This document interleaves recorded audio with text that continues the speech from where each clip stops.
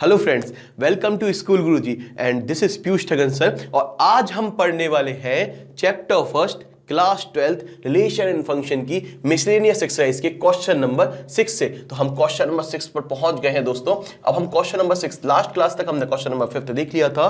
जिसको भी डाउट है 1 to 5 में, वो हमारी प्रीवियस क्लास देख ले, जिससे उसको सारे डाउट्स क्लियर हो जाएंगे। तो हम देखते हैं अपने क्वेश्चन नंबर 6 की ओर। Give example of two function. आपको देने अब एग्जाम्पल, अभी तक आपको एग्जाम्पल मिलते थे, आपको एग्जाम्पल देने जिनकी हमें डोमेन और कोडोमेन की वैल्यू डिफाइंड है। मतलब डोमेन के अंदर, मतलब पहले वाले गोले के अंदर सारे नेचुरल नंबर हैं। मतलब x की जितनी भी वैल्यूज होंगी, x की जितनी भी वैल्यू होंगी वो आप 1 2 3 4 5 रख पाएंगे। और y की वैल्यू आपको नेगेटिव भी मिल जाए, पॉजिटिव भी मिल जाए, कोई दिक्कत नहीं, पर हमें क्या मिलेगी, वो इंटीजर वैल्यू मिलेगी। बात को समझ सके, x की वैल्यू हमें 1 2 3 4 5 6 7 8 9 10 11 12 13 14 15 16 यही रखनी है। आप -1 नहीं रख सकते हो, क्योंकि x डिफाइंड है। यहां बेटा x होता है, यहां y होता है, तो x क्या है, नेचुरल नंबर वैल्यू है। x नेचुरल नंबर वैल्यू है, तो नेचुरल नंबर ही रख पाएंगे x की जहां जहां जहां। और ये बेटा y क्या है, z इंटीजर होता है। मतलब हमें y की जगह पर आप -1 -2 कुछ भी वैल्यू रख सकते हो।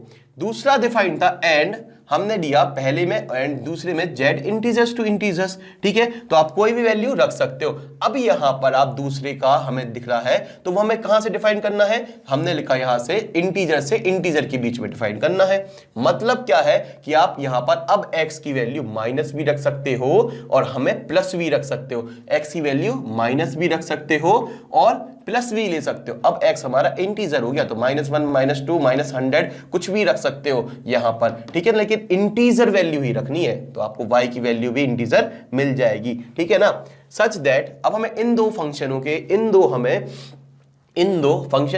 दो हमें यहां पर डोमेन से जो रेंज और हमें ये रेंज दी है, या फिर जो हमें डिफाइन किए गए हैं, इन दो डिफाइन से हमें दो फंक्शन लिखने हैं। सच दैट इस प्रकार से कि उनका GOF हमेशा इंजेक्टिव आए, बट GX जो हम दूसरा फंक्शन बनाए वो नहीं आए। ठीक है भाई, नहीं आए मतलब GX मतलब बेटा GY भी होता है, तो हम इसको Y, अगर ये GX बोल रहे हैं, हम G में हमेशा क्या बोलते हैं, Y बोलते हैं। तो हमने यहां से एक छोटी बात पर मोटी बात क्या है, ध्यान से सुनना। देखो क्या लिखा है, GX 1 1 ना हो, GX लिख लो या GY लिख लो, एक ही बात है बेटा। GY 1 1 ना हो, देखो गिवन है GY 1 1 ना हो, पर FX तो हो सकता है ना। GX का बोला है, FX का नहीं बोला। GOF इंजेक्टिव हो जाएगा, GX 1 1 नहीं होगा, पर FX तो हो सकता है ना। तो हमने यहाँ पर छोटी बात पर मोटी बात बोली। ठीक है ना, हमसे जिसका बोला है हमने वो लिख लिया। अब हम फटाफट देखते हैं यहां से। ठीक है ना, अपने हमने मान लिया, यहां से हमने लिखा सॉल्व, और सॉल्व में लिखा हमने फटाफट लेट टू फंक्शन हमने मान लिया इन। ठीक है, हमने मान लिया लेट टू फंक्शन, और वो इस तरीके से इसके अंदर डिफाइंड है। पहला फंक्शन हमने मान लिया, पहले फंक्शन के लिए हमने रेंज ले ली n to z, और दूसरे वाले के लिए क्या ले ली हमने, z to z। इतनी चीज क्लियर है ना, ये इसके लिए है और ये इसके लिए है, इतनी चीज क्लियर है ना। अब हमने पहला फंक्शन मान लिया fx, कोई भी फंक्शन मान लिया अपनी तरफ से 2x। ठीक है ना, तो x की जो वैल्यू होगी वो क्या होगी, नेचुरल नंबर। यहां x होता है, यहां हमें y वैल्यू मिलती है। ठीक है ना, तो ये हमारा x है और ये y है, तो x की वैल्यू क्या है, नेचुरल नंबर। तो x हमें x की वैल्यू नेचुरल नंबर से लेना है। ठीक है, तो हम x के अंदर क्या रखेंगे, 1 2 3, यही सारी वैल्यू रखेंगे। ठीक है, तो हम 2 × 1 करेंगे तो हमें 2 मिल जाएगा, 2 × 2 करेंगे 4, तो हमें y की वैल्यू मिल रही है। तो हमें हर वैल्यू के लिए हमें हर वैल्यू मिल रही है। आप x की कुछ भी वैल्यू रख ले, नेचुरल नंबर रखने हैं बेटा, क्योंकि हमें यहाँ पर डिफाइंड नहीं, मजबूरी में पड़ गए यार, मजबूरी पड़ गई। क्या मजबूरी पड़ गई कि आपको रखने पड़ेंगे नेचुरल नंबर। ठीक है भाई, हमने यहाँ पर x के अंदर f ऑफ x लिखा था, g ऑफ y होता है, तो x लिखा था, तो x के अंदर हमने बोला कि आपको सिर्फ नेचुरल नंबर लेने हैं, तो हमने नेचुरल नंबर रखने लगे। नेचुरल नंबर जब रखे तो उसके बराबर 2x था, तो हमने यहाँ पर भी नेचुरल नंबर वही रख दिया जो यहाँ पर रखा था, x वही यहाँ रख दिया। तो हमें उससे पहले वाले f ऑफ 1, मतलब ये f ऑफ 1 की वैल्यू मिली 2, f ऑफ 2 की मिली 4। इसका मतलब क्या है कि अगर हम यहाँ पर 1 2 3 रखते हैं, तो यहाँ पर f ऑफ 1 होता है, और f ऑफ 1 कह लो चाहे उसको कह लो 2।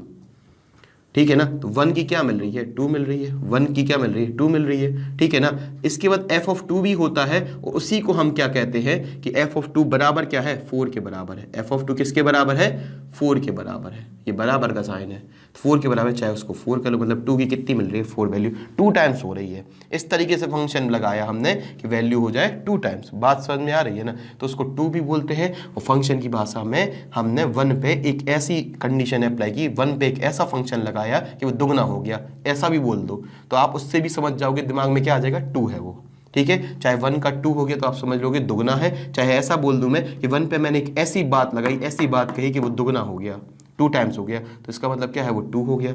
कोई भी वैल्यू पे हमने ऐसा फंक्शन लगाया कि वो है 2 टाइम्स हो गया, 2 का 4, 3 का 6, आप इससे भी समझ सकते हो। तो ये बेटा f ऑफ 1 और 2 एक ही बात होती है, इसको बार बार मैं बता रहा हूँ, इसको कन्फ्यूजन में मत लेना। इतनी चीज क्लियर है ना। तो y की वैल्यू हमें क्या मिलनी चाहिए, y की वैल्यू इंटीजर मिलनी चाहिए, तो इंटीजर ही मिल रही है, 2, 4, 6, 8, ये भी एक प्रकार के इंटीजर है। तो हमें हर वैल्यू के लिए हर वैल्यू मिल रही है, तो हम ये कह देंगे ये क्या है, 1 1 है। तो हमारा fx क्या हो गया, 1 1 हो गया। अब हम gy की बात करते हैं, हमने gy मान लिया, gx था तो gx मान लो, चाहे gy मान लो, तो gy हमने मान लिया मॉड y, ठीक है ना। या फिर आप x मान लो, यहाँ पर अगर आपको दिया है gx फंक्शन है तो हमने gx मान लिया, तो यहाँ पर हमने लिख दिया मॉड x। इतनी चीज क्लियर है ना। बोले यहाँ सर की क्लियर है। अब देखो यहाँ पर y मानना तो y के लिए ले लो चाहे x, तो आपको ये याद रखना पड़ेगा, यहाँ पर y मानोगे तो ये बेटा याद रखना, यहाँ y मानोगे तो यहाँ आपको z लेना पड़ेगा, y z। तो यहाँ पर आप gy अगला फंक्शन, जैसे हमने x y माने थे तो हम y z भी मान सकते थे, पर z z सेम हो जाता तो आपको और कंफ्यूजन हो जाता। तो आप वैसे ही मान लो gx, जैसे fx माना था, x ये वाली वैल्यू होंगी और यहाँ पर जो ये आएगी ये z की वैल्यू होगी। अब क्या बोला था, x क्या है, इंटीजर वैल्यू लेनी है, मतलब माइनस भी ले सकते हैं और प्लस भी ले सकते हैं। तो g के अंदर हमने प्लस का 1 रखा, माइनस का 1 रखा, मॉड h के अंदर रखा 1 जब रखा तो बेटा यहाँ 1 रखा, या -1 रखा तो यहाँ 1 रखा, तो इसकी भी हमें 1 मिली, इसकी भी 1 मिली। मतलब क्या है, यहाँ पर एक 1, जब हमने x की वैल्यू 1 रखी थी, ये x की वैल्यू होती है बेटा, ठीक है, और ये हमारी y की वैल्यू आती है। तो जब हमने x की वैल्यू 1 रखी, तो y की वैल्यू क्या मिली बेटा, 1 मिली। x की वैल्यू -1 रखी, जब हमने x की वैल्यू -1 रखी तो y की वैल्यू क्या मिली, हमें 1 मिली, ठीक है ना। जब हमने x की वैल्यू -2 रखी, तो y की वैल्यू क्या मिली, 2। तो ये दोनों सेम ही मिल रही है, मतलब एक ही बात मिल रही है। तो जब हमें ये क्या हो रहा है, मैनी 1, तो ये 1 1 नहीं है। तो हमने ये प्रूफ कर दिया कि fx 1 1 है पर gx हमारा 1 1 नहीं है। अब फटाफट हम देख लेते हैं अपने गॉफ की ओर, ठीक है ना। तो गॉफ देखो फटाफट। चलिए तो हम आ जाते हैं अपने GOF को, हम GOF और देख लेते हैं इंजेक्टिव है कि नहीं है। तो हमने ये वाला बेटा केस लिया, हमने लिया यहाँ पर डिफाइन किया f ऑफ n से z, मतलब आप x के अंदर सारी वैल्यू क्या लोगे, नेचुरल नंबर, और z हमारा मतलब y की वैल्यू हमें इंटीजर मिल जाए, ठीक है, कोई दिक्कत नहीं, हमें x इंपॉर्टेंट है। x क्या है, दिमाग में बैठा लिया भाई, x जो है वो है नेचुरल नंबर, मतलब वैल्यू लेनी है x की 1 2 3 4 5 6 7 8 9 10, ठीक है ना। अब हमने यहाँ लिखा GOFX, इसको तोड़ते कैसे हैं, o को हमने लिख दिया यहाँ पर ब्रैकेट के रूप में बदल दिया, o को यहाँ पर ऐसा तोड़ा और इसके ऊपर लगा दिया। इतनी चीज क्लियर है ना, बोले यहाँ से क्लियर है। fx की वैल्यू अब क्या करते हैं, आगे क्या कर सकते हैं, fx की जगह पर हम उसकी वैल्यू रख सकते हैं। तो वो fx वगैरह हमने क्या माना था पिछले वाले में, अभी हमने प्रीवियसली देखा था fx को क्या माना था, 2x, sir yes sir, x को हमने 2x माना था। अब याद करो gx इक्वल टू क्या माना था हमने, मॉड x, और fx इक्वल टू क्या माना था, 2x। क्लियर है ना। अब जो भी वैल्यू थी वो मॉड के अंदर जाके सेम आ जाती थी, तो जो भी वैल्यू है जैसे 2x है तो क्या आ जाएगा जी, मॉड के अंदर जाके ऐसा बन जाएगा ना, ठीक है, जो भी है वो मॉड के अंदर जाके एज इट इज रख जाता है, ठीक है ना। इतनी चीज क्लियर है, तो यही चीज हमने यहाँ पर कर दी। तो बेटा g ऑफ 2x क्या हो जाएगा, g ऑफ 2x हो जाएगा एक तरीके से, g ऑफ 2x क्या हो जाएगा, g ऑफ 2x हो जाएगा 2x मॉड। इतनी चीज क्लियर है ना, बोले यस सर, इतना तो क्लियर है, ये हमारे पुराने प्रीवियस हमने माने हुए फंक्शन थे। अब GOFX क्या आ गया, मॉड 2x आ गया, क्लियर है ना, ठीक है ना, कि ये कैसे आ गया, x था तो x आता था, 2x है तो अंदर 2x आ जाएगा। अब ये चीज हमारी क्या आ गई, 2x, मतलब ये चीज क्या है, 2x है, ठीक है ना। अब x की वैल्यू क्या है, इन नेचुरल नंबर है, ठीक है, तो यहाँ हमें इंटीजर भी मिल जाए कोई दिक्कत नहीं, माइनस की भी मिल जाए कोई दिक्कत नहीं। हमने x की वैल्यू रखी 1, तो GOF 1 रखा, यहाँ पर भी x की जगह 1 रखता, 2 × 1 2, और 2 से क्या मिला, मॉड का 2 मिला।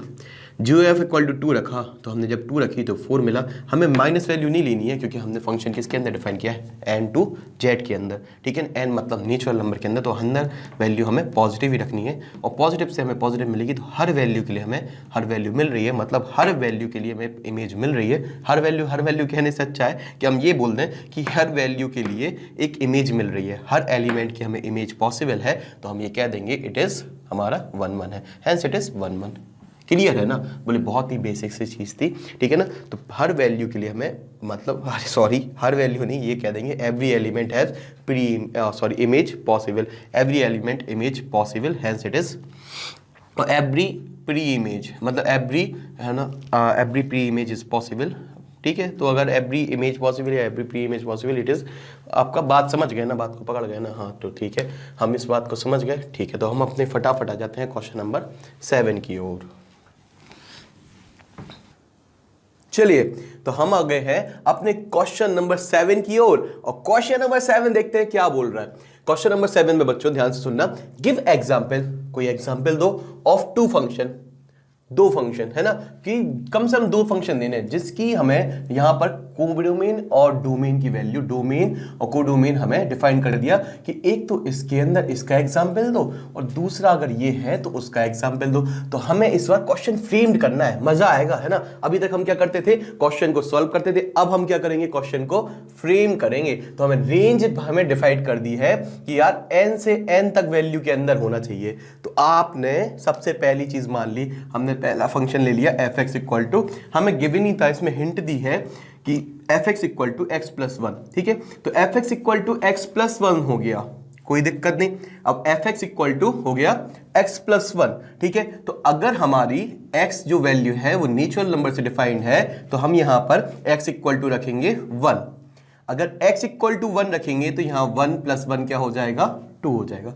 मतलब नेचुरल नंबर से नेचुरल नंबर डिफाइंड है, मतलब क्या होता बेटा कि यहां भी नेचुरल नंबर आएंगे और इस वाले में भी क्या आ जाएंगे, नेचुरल नंबर। इतनी बात पक्की है ना कि इसका मतलब क्या होता है बेटा कि नेचुरल नंबर से नेचुरल नंबर डिफाइंड है फंक्शन, मतलब यहां भी पूरे नेचुरल नंबर आएंगे और यहां भी पूरे नेचुरल नंबर आएंगे।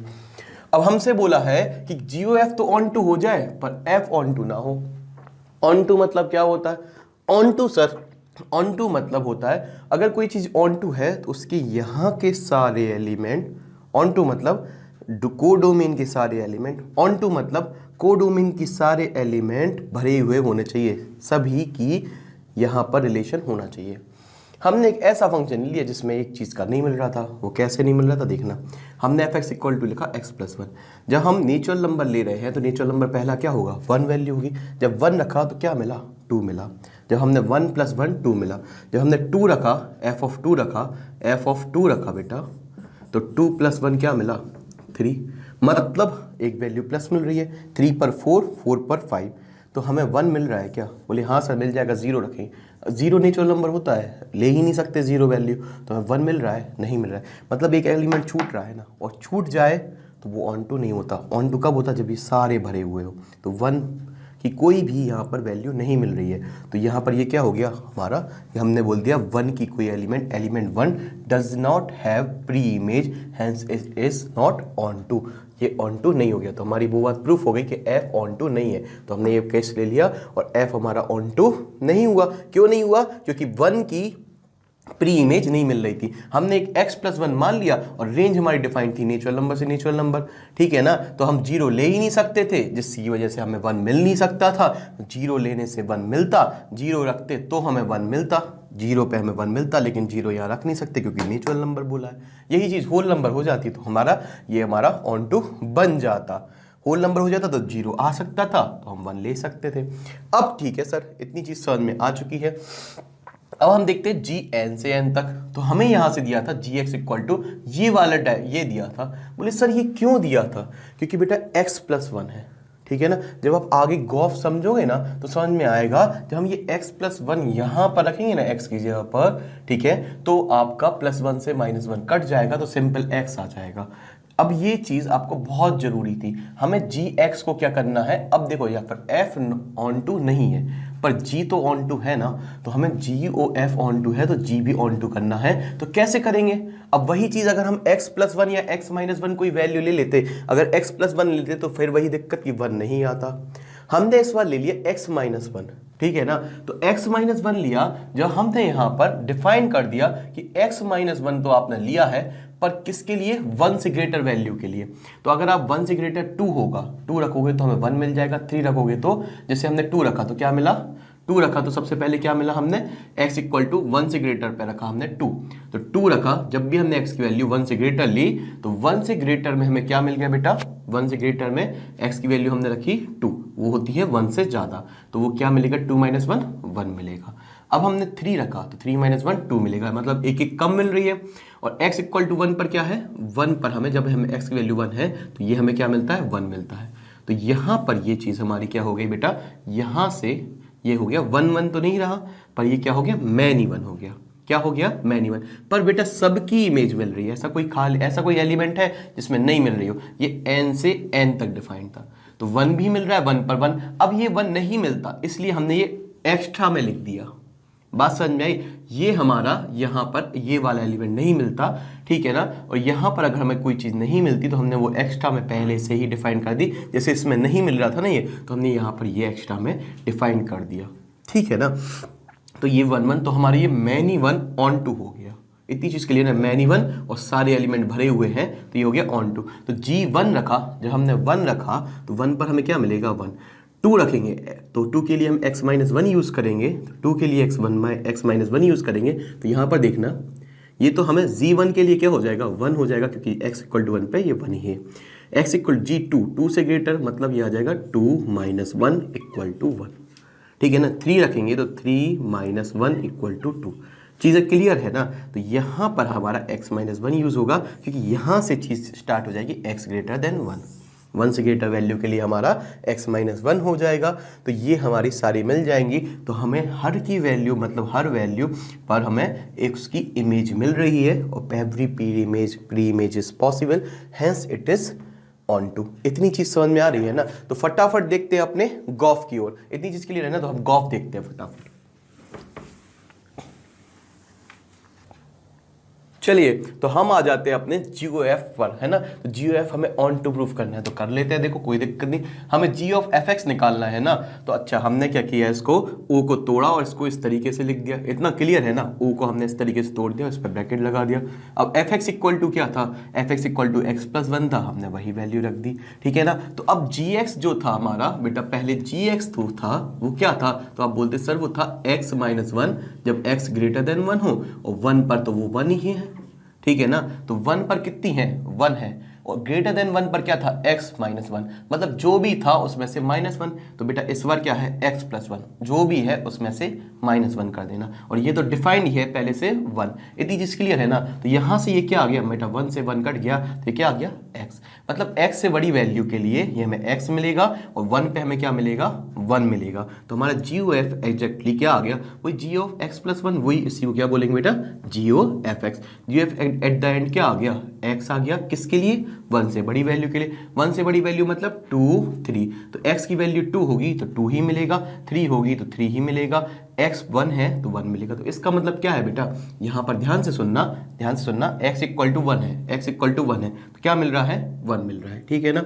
1 से बड़ी वैल्यू के लिए वही मिल जाएगा सेम, x 1 से बड़ी वैल्यू के लिए ही x मिलेगा। तो 1 से बड़ी वैल्यू 2 रखेंगे, 1 से बड़ी वैल्यू 2 रखी तो हमें क्या मिलेगा, 2 ही मिलेगा, x ही मिल जाएगा, ठीक है ना। तो ये हमें x ही मिल जाएगा। यहाँ पर अगर आप ठीक है, ये यहाँ पर आप 2 रखोगे, x की वैल्यू 2 लोगे तो हमें ये क्या मिलेगा, x 1 से बड़ी वैल्यू है, x मतलब 2, ठीक है। 3 पर 3, 4 पर 4, GOF हम 3 लिखेंगे तो बेटा हमें क्या मिलेगा, x ही मिलेगा, विच इज इक्वल टू 3।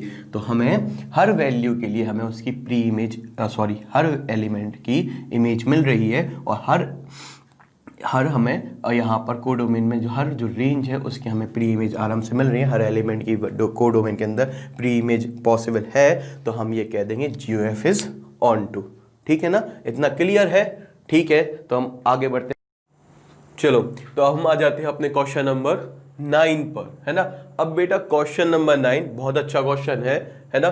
तो क्वेश्चन नंबर 9 को हमें देखना है, ठीक है। पहली चीज तो यहाँ पर स्कूल गुरुजी में मैं पीयूष सर सिर्फ आपको गारंटी देता हूँ कि आपको मैथमेटिक्स में एक एक बेसिक तरीका बताऊंगा, एक एक वजह बताऊंगा, जिस वजह से आपको ये चीजें क्लियर हो जाएंगी कि ऐसा क्यों हो रहा है। तो हम क्वेश्चन नंबर 9 पर आ जाते हैं। क्वेश्चन नंबर 9 में लिखा था नॉन एम्प्टी सेट एक्स। पहली मतलब इसका मतलब क्या है नॉन एम्प्टी सेट एक्स का? इसका मतलब होता है कि एक्स में जितने भी एलिमेंट है, एक्स हमारा खाली नहीं है सर, एक्स में कुछ ना कुछ है, तो ये नॉन एम्प्टी है, एम्प्टी नहीं है। पहली चीज क्लियर, ठीक है ना, पहली चीज clear. Considered binary, binary consider करो, किसमें? एक्स क्रॉस एक्स नहीं बोला है आपने, एक्स क्रॉस एक्स नहीं बोला, उसके पावर ऑफ एक्स का बोला है। px मतलब होता है पावर ऑफ सेट x। यहां पर आ जाओ फटाफट, छोटी बात पर मोटी बात पर। छोटी बात पर मोटी बात में क्या बताया मैंने कि याद रखने वाली बात क्या है, अगर कोई x है जिसके एलिमेंट मान लिए मैंने 1, 2, तो पावर ऑफ सेट x क्या होता कि उनके जितने भी सबसेट बन सकते हैं इसके, तो सबसेट कितने बन सकते हैं? इसका 5 हो सकता है, 1 हो सकता है, 2 हो सकता है, और ये पूरा खुद हो सकता है। तो 4 बन सकते हैं, 1 2 3 4। इतनी चीज क्लियर है ना? बोले यस सर। यहां पर ये चीज पता चल गई। इनको एक सेट में रख देना, इन सबसेट्स को एक सेट में रख देना, पावर बन जाती है। मतलब इसमें इसकी पावर, जितने भी सबसेट थे उनको हमने एक सेट के अंदर रख दिया, उनको एक सेट के अंदर रख दिया, तो इस पे आ गई पावर। पावर क्या आई इसके पास कि इसने सारे सबसेट को अपने अंदर रख लिया, तो ये बोलने लगे पावर ऑफ सेट एक्स। तो सारे सबसेट जितने बने थे, जितने भी इसके सबसेट, जितने भी इसके सबसेट बन सकते थे, उन सबको एक साथ कर लेना, इसमें पावर थी। इसमें कैसी पावर थी कि इन सारे, इसके सारे सेट को एक साथ अपने अंदर रख लेना, ठीक है ना। तो इसका नाम पड़ा पावर ऑफ सेट एक्स। अब पावर ऑफ सेट एक्स में 2 एलिमेंट थे अंदर, तो हमसे एक चीज बोली गई है, आगे पढ़ते हैं बेटा। तो ये हमें पीएक्स समझ में आया, पीएक्स कैसे बनता है, इतनी चीज क्लियर है। अब डोमेन में आपको पता है कि हमेशा कार्टेशियन प्रोडक्ट होता है, तो कोई दिक्कत नहीं, इनका कार्टेशियन प्रोडक्ट बनेगा, ठीक है ना। कार्टेशियन प्रोडक्ट कैसे बनेगा?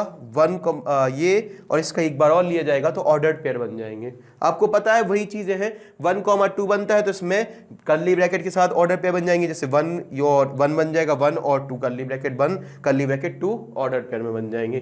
कोई बड़ी चीज नहीं है, करेंगे, कॉपी पे लिखेंगे, जैसा फॉर्मेट है वैसा फॉलो करेंगे तो आप लिख देंगे उसको। फॉर्मेट को फॉलो करना, कंडीशन देख के मत डरना। Given by A binary B, A binary B क्या है?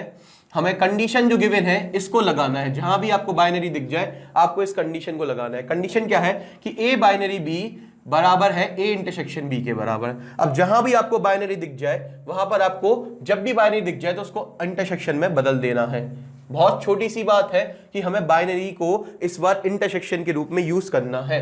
दिमाग में बैठा लो, बाइनरी को इंटरसेक्शन के रूप में यूज करना है। ए और बी, ए और बी हमारे किससे बिलोंग कर रहे हैं? पी एक्स से। अब यहां पर आ जाओ वापस छोटी और मोटी बात पे। क्या बताया मैंने कि ए और बी अगर इससे बिलोंग कर रहे हैं तो इसके अंदर ही होंगे। अगर इससे ये ए और बी बिलोंग्स कर रहे हैं पी एक्स से, जैसा दिया था, तो ये ए हो सकता है, ये बी हो सकता है ये ए हो और यही बी हो। मतलब यहां पर कोई भी हो सकता है, ये ए हो सकता है, यही बी हो सकता है, ये हो सकता है, ये बी हो सकता है, ये ए हो सकता है। तो इसके अंदर का कोई भी एलिमेंट ए और बी हो सकता है एक ही एलिमेंट दोनों हो। इतनी चीज क्लियर है।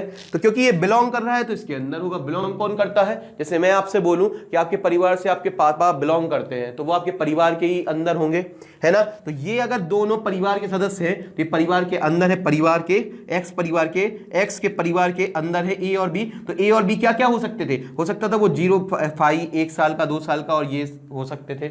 आपने ये बात समझ ली कि ए और बी बिलोंग कर रहे हैं पी एक्स से, इसका मतलब है कि ए और बी इसके अंदर है। अब ए और बी एक्चुअल में है क्या? तो आप बोलोगे सर ए और बी या तो कोई भी है, ये हो सकता है, ये हो सकता है, कुछ भी हो सकते हैं। तो ए और बी इसके सबसेट है। ए और बी, यहां पर देखना, अब मैंने ये बात कैसे लिख दी कि ए सबसेट है एक्स का, ध्यान से सुनना, नहीं पकड़ पाए कोई बात नहीं। बी सबसेट है एक्स का, बात पकड़ लोगे। ए सबसेट है एक्स का, सबसेट कैसे है? क्योंकि इसके जितने सबसेट थे वही तो है, ये इसके जितने सबसेट थे, जितने भी सबसेट है वो यही तो है। तो ये सबसेट है, ये सबसेट है, ये सबसेट है, और ये कलेक्शन पावर ऑफ सेट है। तो ये सबसेट है, ये सबसेट है, ये ए है, ठीक है, ये ए है, ये ए है, ये बी है, ये बी है, ये बी है, कुछ भी हो सकता है। तो ये जो पूरा 1 है कर्ली ब्रैकेट के साथ, ये पूरा ए है और ये हमारा इसका सबसेट है। तो इसका सबसेट ही तो लिखा है, मैंने लिखा है यहां से कि ए, अगर ये मान लो 1 यहां पर होता तो 1 क्या है, इसका सबसेट है, इसी का सबसेट है। तो ए हमारा सबसेट है एक्स का और बी हमारा सबसेट है एक्स का। ये सबसेट क्यों होंगे, क्योंकि ये पावर ऑफ सेट के एलिमेंट है, ये पावर ऑफ सेट के अंदर के एलिमेंट है और इसके क्या है, ये सेट है जिनका कलेक्शन है। तो ये चीज समझ में आई, ये चीज दिमाग में बैठा लो, बार बार बैठा लो दिमाग में कि जो पावर ऑफ सेट का एलिमेंट होता है, जो पावर ऑफ सेट का एलिमेंट होता है वह उसके सेट का सबसेट होता है। सेट के सबसेट होते हैं, सेट के सबसेट पावर ऑफ एलिमेंट के, पावर ऑफ सेट के एलिमेंट, सेट के सबसेट होते हैं power of element, power of set के एलिमेंट होते हैं, पावर ऑफ सेट के एलिमेंट सेट के सबसेट होते हैं। ठीक है, तो सेट के सबसेट होते हैं। इतनी चीज दिमाग में बैठा लो, ये चीज लिख लेना कॉपी पे और इसको एक दो बार ध्यान देना तो बहुत अच्छे से क्लियर हो जाएगा। और एक बार क्लियर कर लोगे तो आगे एग्जाम में ये बार बार कंफ्यूज नहीं करेगा। ठीक है, और जहां जहां ये भी आगे आएगा क्वेश्चन टफ होते जाएंगे, आगे जहां भी आएगा तो ये आपको फिर आसान लगेगा, ये समझ में आ जाएगा। ठीक है ना, वरना आगे क्वेश्चन नहीं बनते फिर अगर हम पीछे के बेसिक कॉन्सेप्ट को नहीं समझते। अब देखना फॉर आइडेंटिटी, अब हमें क्या बोला था आगे, इतना समझ लिया, show that x is identity element. ठीक है, एक्स आइडेंटिटी एलिमेंट है for this operation and x is only invertible element. तो दो चीजें हमेशा याद रखना, पहले आइडेंटिटी की कंडीशन याद रखना और इन्वर्टिबल की कंडीशन। तो ये बेसिक बात है। क्या बेसिक बात है कि आइडेंटिटी की कंडीशन होती है कि अगर किसी भी हमारे ए में कोई भी हमारा ए है सेट है, उसमें हम किसी भी आइडेंटिटी सेट का मल्टीपल करें तो हमें वही मिल जाए। इन्वर्टिबल में अगर कोई सेट से हम दूसरे सेट का मल्टीपल करें तो हमें अगर आइडेंटिटी मिल जाए तो हमारा इन्वर्टिबल कहलाता है। आपको ये चीज पता है, तो ये दोनों चीजें आपको क्लियर हो चुकी होंगी कि ए क्रॉस ई होता है आइडेंटिटी में और इन्वर्टिबल में ए क्रॉस बी होता है। ठीक है ना, इन्वर्टिबल कैसे होगा, इस चीज को कैसे सर याद रखें कि ये कंफ्यूजन हो जाता है। तो देखो, इन्वर्टिबल अगर याद रखना है तो इन्वर्ट मतलब क्या होता, एक चीज का इन्वर्ट, ए का इन्वर्ट क्या होगा 1/a, और जब भी आप इसको काटोगे तो क्या मिलना चाहिए, आइडेंटिटी।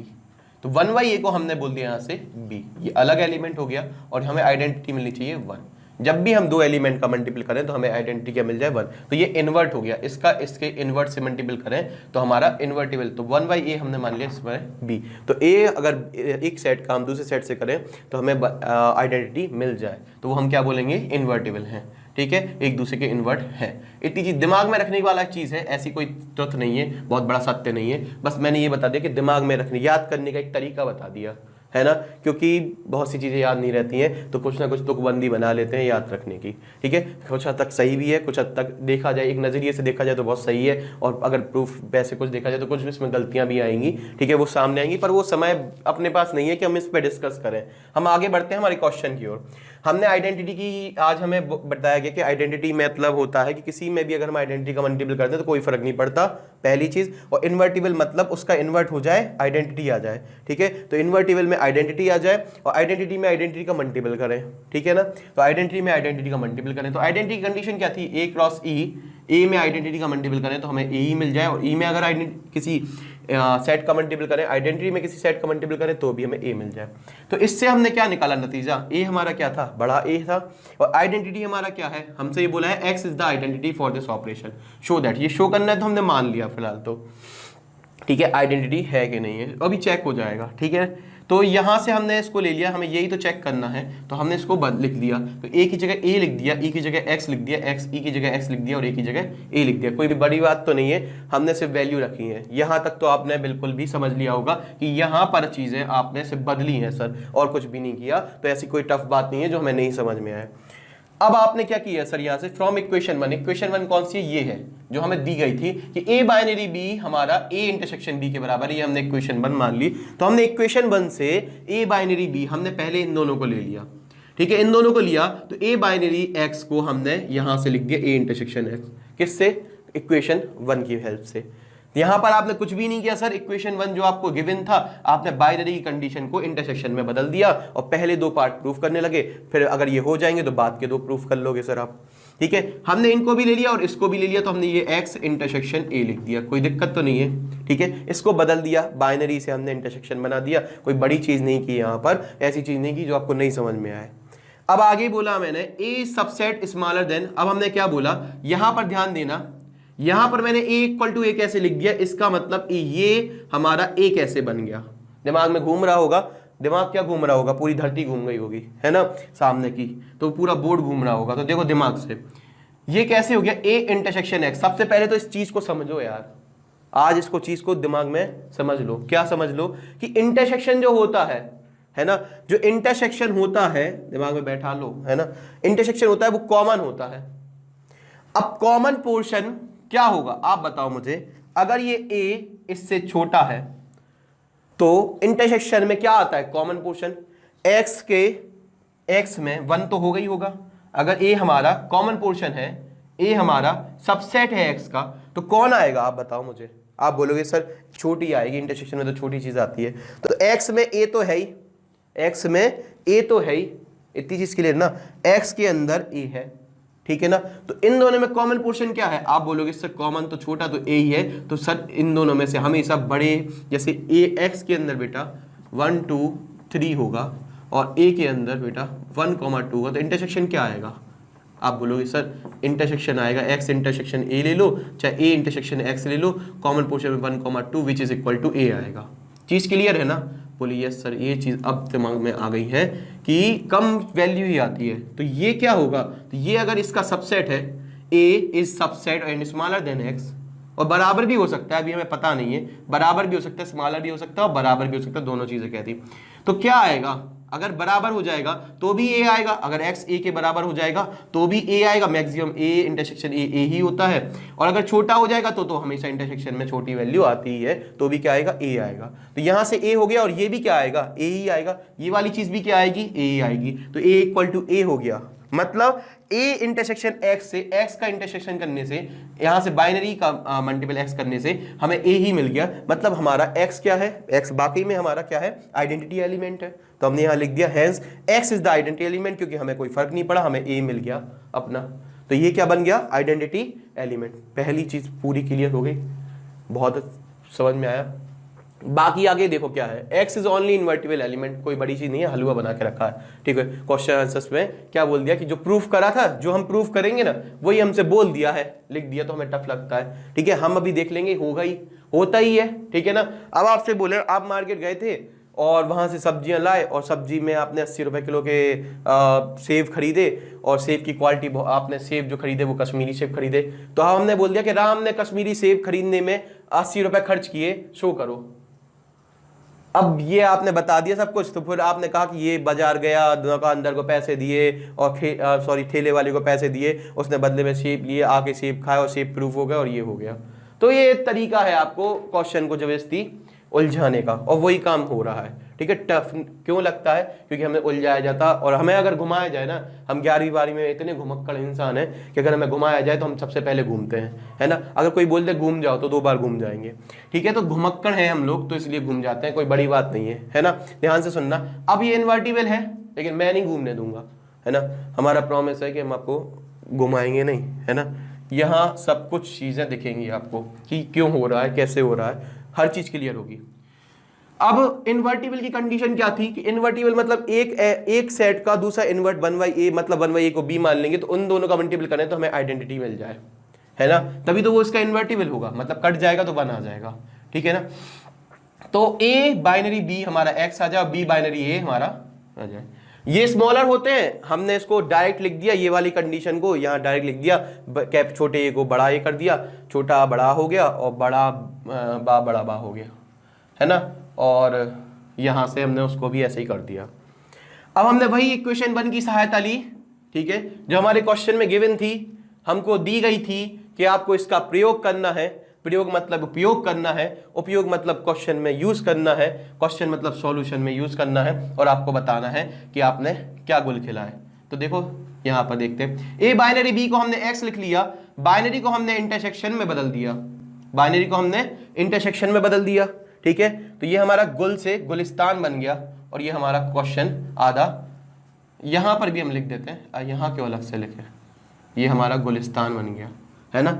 बहुत सी चीजें क्लियर हो गई कि बाइनरी को हमने यहां से इंटरसेक्शन में बदल दिया, बाकी कोई काम नहीं किया, ठीक है, पर हमने बहुत काम कर दिया, ठीक है। अब यहां तक तो क्लियर होगा प्रत्येक बच्चे को। बोले सर ये आए बहुत ही आसान है, इन्वर्टिबल कंडीशन लिख दो, जब भी इन्वर्टिबल का क्वेश्चन हो तो इन्वर्टिबल कंडीशन तो लिखिए आओ, उसके बाद जो हमें दिया है क्वेश्चन में कि ये इसकी बाइनरी किसके बराबर है तो वो और स्टेप लिखिए, और ये 2 स्टेप इतने इजी हैं सर, इसमें मार्क्स मिल ही जाते हैं। ठीक है, अब आगे भी बहुत इजी है, क्या है देखो, ए और बी हमें एक्स दे रहा है। अब जो एक्स था वो क्या था, एक्स था 1,2। क्या ए और बी अगर यहां से 1 और 2 होते तो कभी एक्स दे पाते? बात खुद सुन लो, ए अगर 1 है और बी हमारा 2 है, ठीक है, तो ए इंटरसेक्शन बी क्या होगा, कॉमन, और कॉमन क्या आएगा, कुछ भी नहीं आएगा। एक्स कब मिलेगा, क्या यहां पर कोई कॉमन मिलेगा, आप बोलोगे सर 5 मिलेगा। एक्स कब मिलेगा, जब ए हमारा क्या होगा, ए भी 1,2 होगा और ये भी क्या होगा 1,2। इतनी चीज क्लियर है, तभी तो हमें ये 1,2 मिलेगा। 1,2 क्या होगा 5, मतलब ए और बी यहां पर निश्चित होगा कि लास्ट ही एलिमेंट है वो क्या है, एक्स है। ठीक है, बात पकड़ में आई, ये कब मिलेगा, नहीं पकड़ में आई तो पकड़ो फिर से, देखो ध्यान से, पकड़ना है ही, ठीक है ना, बिना पकड़े नहीं तर आपको एग्जाम का रिजल्ट आने का बहुत सारे लोग पकड़ेंगे, इससे अच्छा है अभी पकड़ लो।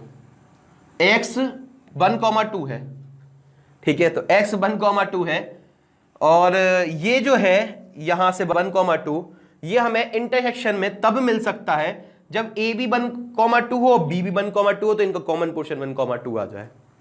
a भी 1,2 हो और b भी 1,2 हो, तो मतलब ये हमारे इंटरसेक्शन सबसेट भी हैं और इक्वल भी हैं, तो ये इक्वल है एक तरीके से, दोनों लास्ट ही हैं। ठीक है, तो a भी 1,2 हो, तो ये कब होगा, x हमारा कितना है 1,2 है, तो हमें जब इंटरसेक्शन कर रहे हैं, मतलब अगर ये छोटे होते तो 5 देते, तो ये बराबर होंगे तभी तो कॉमन पोर्शन x आया है, और ये चाहे उल्टा लिख दो एक ही बात है। तो हमारा a अगर अब क्या दिया है, x हमारा 1,2 है, तो इफ a और b इक्वल टू x है। सर ये हिंदी लिख के आनी है बोर्ड में, नहीं बेटा नहीं, ये आपको समझाने के लिए लिखी है। एक बच्चा पूछता भी है सर ये आप इतनी हिंदी लिखते हो, वैसे ही मैं लिख देता हूँ, बिल्कुल सेम बना देता हूँ, बढ़िया क्वेश्चन बढ़िया मार्क्स मिलेंगे सर। अरे नहीं बेटा, ये सब लिखा है, मतलब x से छोटा भी है, ये सब चीज़ें लिखी हैं आपको समझाने के लिए कि आपको जो मैं बोल रहा हूँ, ठीक है। कभी कभी क्या होता है, मैं बोलता हूँ बच्चे सुनते नहीं, आसपास का देखने लगते, बगल से मम्मी आ जाती, वहाँ से चाची निकल रही, वहाँ से फूफा जी निकल रहे, है ना, तो सब डिस्टर्ब, हमें बहुत डिस्टर्ब होता है ना। अगर 4 किलोमीटर से भी मक्खी निकल रही हो तो हमें काफ़ी डिस्टर्ब हो जाता है पढ़ते समय, है ना, तो इस बात को ध्यान रखें। ठीक है, तो मक्खी मच्छर और ये छोटी छोटी चीज़ें, लाइट बिलकना, ये सब चीज़ें हमें दिखाई देती हैं पढ़ाई के समय, आपको वैसे नहीं दिखाई देगी पर ऐसे समय सब दिखाई देता है। तो हमारी चारों इंद्रियां खुल जाती हैं पढ़ाई की छोड़ के, तो इस समय हमें ध्यानपूर्वक एक एक चीज़ लिखने की देखने की ज़रूरत है। तो मैं जो बोलता हूँ वो लिख भी देता हूँ, जिसमें अगर आप अगर छूट जाओ तो आप उसको पढ़ लो कि क्या क्या लिख दिया सर ने, है ना। अब ध्यान से सुनना, if a equal to b, अगर ये है देन इंटरसेक्शन गिवन x, अगर ये है तभी इंटरसेक्शन हमारा x देगा, वरना भूल जाओ कि ये हमें फाई देगा। बोले सर एक बच्चे ने हमसे बोला, बोले इस केस में मिल सकता है क्या, देखो a अगर मान लो सर 1,1 हो जाए और b इक्वल टू हो जाए 1,2, अब तो मिल जाएगा। अरे बच्चों इंटरसेक्शन को सबसे छोटी चीज होती तो 1 ही मिलेगा, तो 1,2 कब मिलेगा, जब दोनों होंगे x। क्लियर है बात को, तो ये हमारा x बन गए, a b x बन गए, मतलब सिर्फ एकमात्र एक ऐसा एलिमेंट है जिसका इंटरसेक्शन, एकमात्र यही है, इनसे कोई फर्क नहीं पड़ता, एकमात्र ये ऐसे हैं जिनके इंटरसेक्शन करने से हमें एक ही मात्र एक ऐसा एलिमेंट है जिसको हमने पहले ही नाम दे दिया कि ये x है, और यही a है, और यही b है, और यही c है, और यही d है, जो हमारा इन्वर्टिबल है। तो सब इसी के नाम है, A B C D X Y Z. तो है क्या वो एक्चुअल में एकमात्र एलिमेंट है, तो यहां पर लिख दिया x is only invertible function, जो आपने मान लिया था सबसे शुरू में। फिर आपको उसको A B C D E F G H I J K L N P समझ में आ गया, क्वेश्चन समझ में आ गया। तो एकमात्र फंक्शन कौन सा हो गया, एक्स, क्योंकि आपने 2 बार माने थे, 2 अलग अलग भी माने थे, वो भी क्या है एक्स ही है। तो एकमात्र चीज क्या बची, एक्स, और किसी से हमें मिल ही नहीं सकता है ये, ठीक है। और कोई आप ले लो तो आपको एक्स नहीं मिलेगा, सिर्फ एक ही ऐसी वैल्यू है जिसके लिए एक्स मिलेगा, तो ओनली इन्वर्टिबल फंक्शन है। बहुत ही अच्छा क्वेश्चन था, ठीक है, एक बार और देख लेना। अब क्वेश्चन नंबर 10 पे आ जाते हैं फटाफट, जो क्वेश्चन है हमारा 10th क्वेश्चन। अब यहां पर जो 10th क्वेश्चन है, ठीक है ना, इसमें बोला है find number of all onto function, जितने भी ऑन टू फंक्शन बन सकते हैं, जितने भी बन सकते हैं सारे के सारे, जितनी भी पॉसिबिलिटीज हैं, फ्रॉम द सेट, इस सेट से, टू इटसेल्फ। इटसेल्फ का मतलब क्या है सर? ये यहाँ पर ये हमें मतलब काफी चुभन दे रहा है। इटसेल्फ मतलब खुद से खुद का।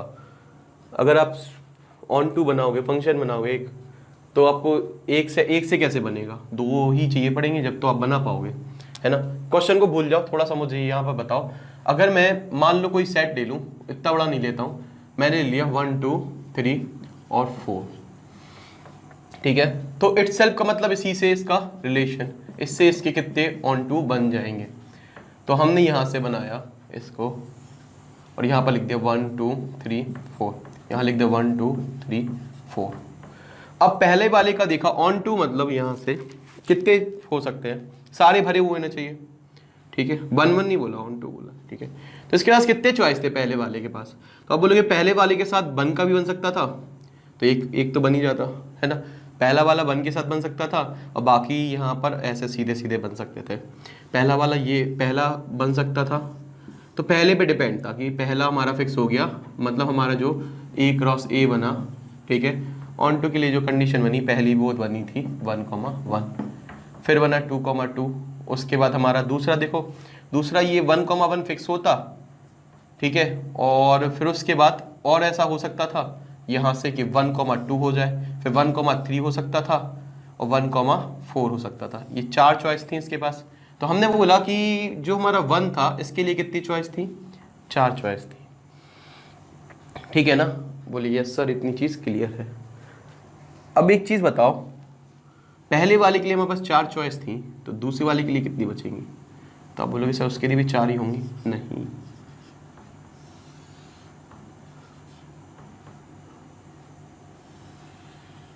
देखो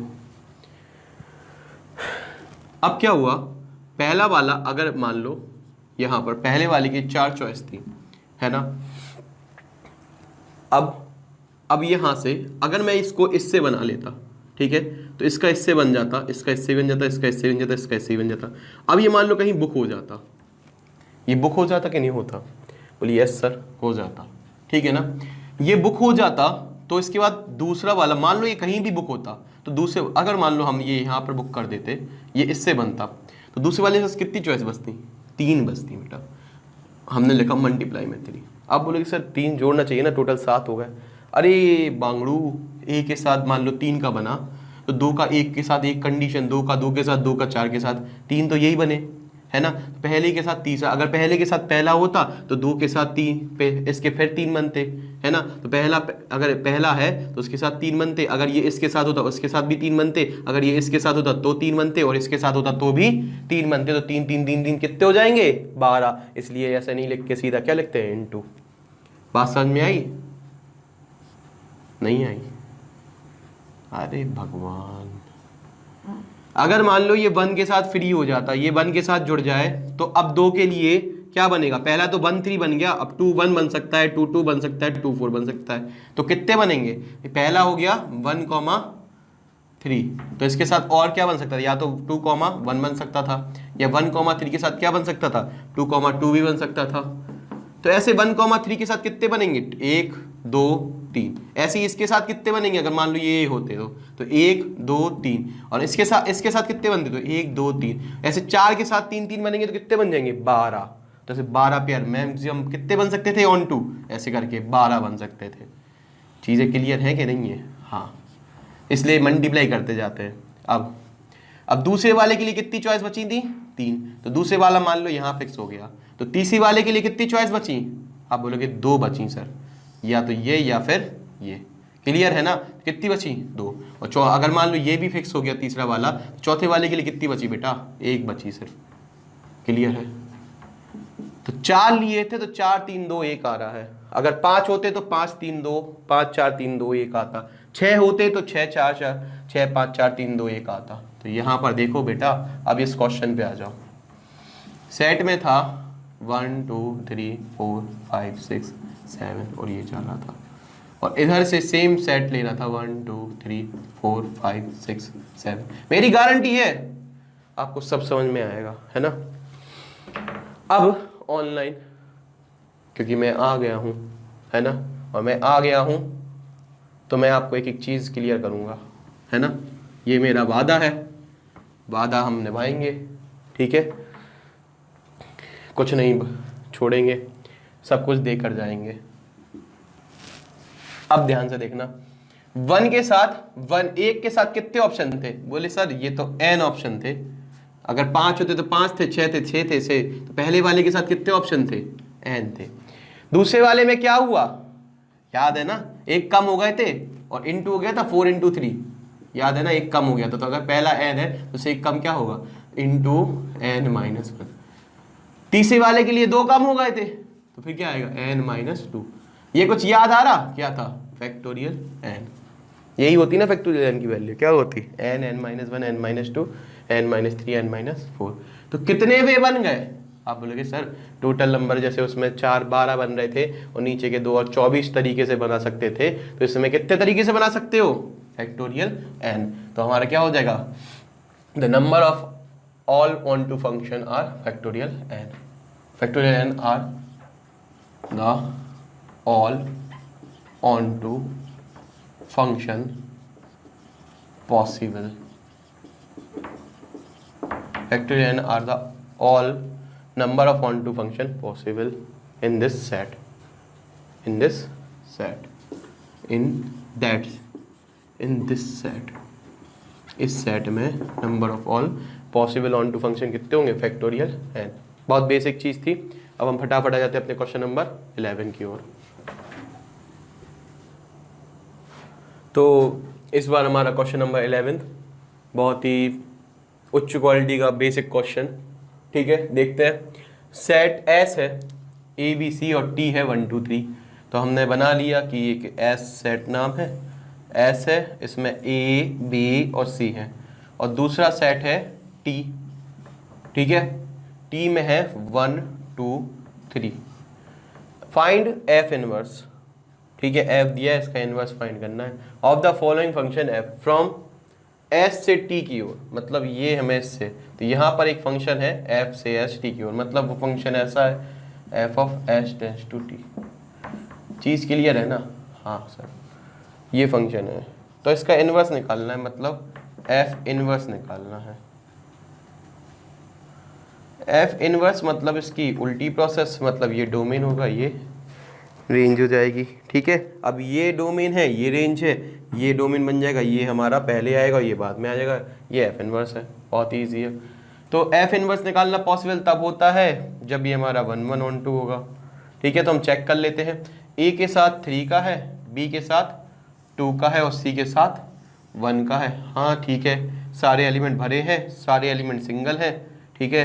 तो सारे 2 2 पेयर हैं, जोड़े हैं सभी के, ये 1 1 on 2 हैं। इट इज बाईजेक्टिव, मतलब 1 1 भी है और ऑन 2 भी है, हेंस एफ इनवर्स क्या हो जाएगा, ये डोमेन बन जाएगा। तो ये यहाँ पर 3a हो जाएगा, 3, a। उसके बाद 1, c और 2, b। तो 2, b और 1, c, ठीक है। डोमेन रेंज बनता है x y y x हो जाता है। सिंपल है एफ इनवर्स में, बहुत ही बेसिक है। अगला देखते हैं, यहाँ पर अगर ये बाइजेक्टिव है तो हो जाएगा, नहीं है तो नहीं होगा। जैसे यहाँ पर दिख रहा है बी और सी की सिंगल इमेज है तो बाइजेक्टिव नहीं है, ठीक है। और आप ये कर लोगे, बाइजेक्टिव नहीं है, बी और सी की सिंगल इमेज है और बाइजेक्टिव नहीं है, तो हम ये कह देंगे कि ये हमारा वैसे भी इनवर्स एग्जिस्ट नहीं करता है, ठीक है। तो इसको बिल्कुल बेसिक है, आप ए बी सी एस वही टी, तो आपको ये 1 2, ठीक है, और 3, और ए का भले ही 2 हो, बी का और सी का 1 है। इस केस, इस वजह से ये हमारा एक तो एलिमेंट छूट रहा है। जब ये डोमेन बनेगा तो यहाँ पर आ जाएगा और ये यहाँ चला जाएगा, तो डोमेन में एक्स्ट्रा एलिमेंट होते नहीं है, यहाँ पर कोई भी जगह छूटनी नहीं चाहिए। डोमेन में कभी भी कोई एलिमेंट नहीं छूटनी चाहिए, तो ये फंक्शन ही नहीं होगा सबसे पहली बात। तो इन फंक्शन नहीं बन पाएगा तो ये इन्वर्स ही नहीं पॉसिबल होगा इसका, ठीक है। तो इन्वर्स पॉसिबल नहीं है। आई होप आपको ये चीज़ समझ में आएगी। फटाफट आ जाते हैं हम अपने क्वेश्चन नंबर 12 पर। तो अब हम अपने क्वेश्चन नंबर 12 पर आ जाते हैं, राइट। क्वेश्चन नंबर 12 देखने में बड़ा है, काफ़ी अजीब सा है, आपको बिल्कुल नहीं आ रहा होगा, देख के डर लग रहा होगा, तो ऐसा कुछ भी नहीं है। दो क्वेश्चनों को मिक्स करके एक क्वेश्चन पैदा कर दिया और 2-3 चीज़ें प्रूफ करने का पूछ लिया। बेसिक क्वेश्चन है, अगर आप चाहता तो इसको 2-3 क्वेश्चन बना के छोटे छोटे क्वेश्चंस को उठा के उसने एक बड़ा क्वेश्चन बना दिया। देख लेते हैं। कंसीडर्ड बाइनरी ऑपरेशन का, यहाँ पर आप कभी ऐसी लाइनें नहीं देखी कि considered binary option. Binary R to R मतलब हमारा A भी R है, B भी R है, और हमारी जो इमेज मिलेगी वो भी रियल नंबर होनी चाहिए। एक और बाइनरी ऑपरेशन नाम रख लिया उसने, दो बाइनरी ऑपरेशन मतलब दो क्वेश्चनों को मिक्स किया है। एक बाइनरी ऑपरेटर का नाम रख दिया स्टार, तो दूसरे का नाम उसको कुछ नहीं समझ में आया तो उसने नाम रख दिया उसका O। ठीक है, अब दूसरा जो बाइनरी ऑपरेटर है वो भी क्या है, R टू R। तो दूसरी की कहानी दूसरी चलेगी, पहले की कहानी पहले के साथ चलेगी। इतनी चीज क्लियर है? बोलिए यस सर। अब ये कहानी ऐसी है कि ये अलग चलेगी, ये अलग चलेगी, आपको ध्यान रखना है। डिफाइंड एज, क्या डिफाइन कर रहा है, A बाइनरी B।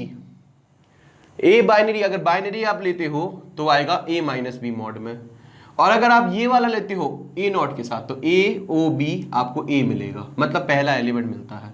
ठीक है, तो दो क्वेश्चन अलग अलग चल रहे हैं। अगर ये वाला सिंबल लेते हो, मान लो यहाँ भी बाइनरी होता तो A बाइनरी B A मिलता, तो अब क्या हुआ, उन्होंने दूसरे को नाम दे दिया O। कोई क्लियर नहीं, कोई चीज ऐसी है जो नहीं क्लियर हो? ठीक है, क्वेश्चन ही नहीं क्लियर है सर। अरे हो जाएगा, ध्यान से देखना, सब पता है तुम लोगों के बारे में, क्या सोचते हो। अब for all A B belongs to R, A और B हमारे जो है ये R से ही बिलोंग करेंगे क्योंकि दोनों में ही R है। तो A की वैल्यू भी R है, B की R भी है, और जो आएगा वो चेक करना है, वो भी हमारा R में ही होना चाहिए। ठीक है भाई, चेक कर लेते हैं। मतलब मॉड A माइनस बी भी R होना चाहिए और A भी R होना चाहिए। तो भाई ये तो 100% R होगा क्योंकि हमने ये R ही माना है, और ये वैल्यू माइनस करने पर भी R मिलेगी, वो हम चेक कर लेंगे। अब show that binary is commutative but not associative, मतलब कम्यूटेटिव की प्रॉपर्टी लगानी और एसोसिएटिव की लगानी है। O is associative but not commutative, तो हम यहां तक अपना पहले देख लेते हैं, फिर हम आगे बढ़ते हैं। ठीक है, तो पहला हमारा जो क्वेश्चन का पहला पार्ट था इसका वो सॉल्व करते हैं। ठीक है, तो दो बाइनरी फंक्शन थे, तो हमने पहला वाला ले लिया, ये वाला बाइनरी, पहला वाला ले लिया बाइनरी R टू R तक बाइनरी वाला। तो फॉर कम्यूटेटिव के लिए आपको पता है, मुझे पता है, ठीक है, लगभग 12वीं में पढ़ने वाले प्रत्येक बच्चे को जिसने पहले चैप्टर को खोला है, ठीक है, उसको पता है कि बाइनरी में कम्यूटेटिव के लिए प्रॉपर्टी होती है A binary B, B binary A के बराबर होना चाहिए। A बाइनरी B क्या आएगा, mod A minus B, B binary A क्या आएगा, हमें पता है, मॉड A माइनस B। आपको कंडीशन पता है, यहाँ कंडीशन एक बार लिख लेना, इक्वेशन 1 मान लेना, फ्रॉम इक्वेशन, वही फ्रॉम इक्वेशन 1, इसको इक्वेशन 1 मान लेना। ठीक है, यहाँ लिख के, तो फ्रॉम इक्वेशन 1 लिख के आप इसको लिख देना कि ये माइनस बी हो गया, ये B माइनस हो गया। अब मॉड में आप 3 माइनस 4 कर दो तो -1 आएगा, और 4 माइनस 3 करोगे तो +1 आएगा, लेकिन मॉड है तो वो दोनों पॉजिटिव हो जाएंगे, मतलब LHS बराबर RHS हो जाएगा, तो ये कम्यूटेटिव हो जाएगा बाइनरी। अब एसोसिएटिव देख लेते हैं। For associative A binary B binary C, A binary B और C एसोसिएट, मतलब पहले दो एसोसिएट हैं और बाद के दो एसोसिएट हैं।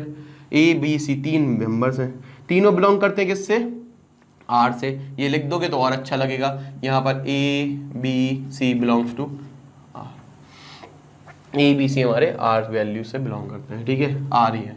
अब यहाँ पर ध्यान से सुनना, हमने सबसे पहले इसके बीच में बाइनरी लगाया, बाइनरी था तो बाइनरी लगाया, O होगा तो O लगा देंगे। A और B बाइनरी B की वैल्यू क्या थी, A माइनस B मॉड में, binary C as it is आ गया, B बाइनरी C की value B minus C mod में। अब जो भी वैल्यू होंगी उनके बीच में माइनस हो जाता है और मॉड लग जाता है, तो ये ऐसे ही आ गया, ये ऐसे ही आ गया, बाइनरी माइनस बन गया और इन पे क्या लग गया, मॉड लग गया। ये ऐसे ही आ गया, ये ऐसे ही आ गया, बाइनरी माइनस बन गया और इस पे क्या लग गया, मॉड। जो भी वैल्यू होगी उनके बीच में माइनस आ जाता है और मॉड लग जाता है। आई होप आपको ये समझ में आया होगा। तो A माइनस बी में से C माइनस करोगे और मॉड A में से मॉड B माइनस C करोगे तो ये अलग अलग आएंगे, तो ये नॉट एसोसिएटेड हो गया। बहुत ही बेसिक क्वेश्चन था, हमने पहले भी एक्सरसाइज में किया है। ठीक है, तो ये जानबूझ के क्वेश्चन बड़ा बनाया गया, इस तरह के क्वेश्चन एग्जाम में आ जाते हैं। ठीक है, क्यों आ जाते हैं, क्योंकि क्वेश्चन अच्छा बड़ा है, डर जाते हैं लोग बाग। ठीक है, और जो डर गया सो, अरे मन नहीं गया, छोड़ दिया उसने क्वेश्चन को, फट से मन में आ जाता, जो डर गया सो, पिक्चरें तो बसी हैं दिल में। अब ध्यान से देखना, फॉर कम्यूटेटिव, कम्यूटेटिव में क्या होगा कि कम्यूटेटिव में पहले हम इस बार हम ले ले हैं सेकंड वाला, वो क्या था हमारा O R to R, O वाला ले लेते हैं। O में क्या है कि A O B हमारा A देता है पहला एलिमेंट, तो तो कम्यूटेटिव में क्या है, ए ओ बी बी ओ ए के बराबर होना चाहिए। क्या होना चाहिए, ए ओ बी किसके बराबर होना चाहिए, बी ओ ए। वही है, बिल्कुल वही कहानी है। क्या है, ए बाइनरी बी बाइनरी के बराबर होना चाहिए, तो बाइनरी की जगह ओ आ गया, तो वही चीज है। ठीक है ना। तो ए ओ बी हमारा ए है, तो बी ओ ए क्या है, बी होगा। ए और बी आपस में बराबर है नहीं, तो ये A O B B O B A बराबर नहीं है, तो हमारा नॉट कम्यूटेटिव आ गया। अब एसोसिएटिव चेक कर लेते हैं। तो ए ओ बी ओ सी, ए ओ बी ओ सी, क्लियर है। ए ओ बी में कौन आएगा, आप बोलोगे सर पहला एलिमेंट आ जाता है, ए आ जाता है, तो ए ओ बी का क्या आ गया, ओनली ए। ओ सी आ गया, ओ सी आ गया। उसके बाद क्या हुआ, यहां से ए का ए ही आ गया और बी ओ सी का पहला एलिमेंट बी आ गया। आई होप आपको ये चीज समझ में आई होगी। ठीक है, क्योंकि हमारा पहला एलिमेंट आ जाता है। अब ए ओ सी में पहला एलिमेंट ए है और बी ओ बी में पहला एलिमेंट ए है, तो ये ए इक्वल टू ए गया, तो यस इट इज एसोसिएटिव। मतलब यहां तक हमने कहानी को देख लिया, समझ लिया, किरदार देख लिए, कहानी समझ गए कि पहला वाला पार्ट हो चुका है। अब हमें दूसरे वाले पार्ट की ओर आगे बढ़ना है। ठीक है, तो हम अपने दूसरे वाले पार्ट को और देख लेते हैं और इसके बाद फिर ये बहुत बेसिक हो जाएगा। दूसरा वाला पार्ट बहुत बेसिक है, यही देख लो फटाफट। देखो दूसरे वाले पार्ट में करना कुछ नहीं है, देखो क्या बोला है वो और देख लो। मैंने इसलिए सारी चीजें लिख दी कि आपको बहुत ईजी लगे। ठीक है, अब यहां पर देखना आगे क्या बोला, show that for all A B C belongs to R. करते ही हैं भाई, ए बी सी हमेशा आर से बिलोंग करते हैं क्योंकि सारी वैल्यू आर आर पे है।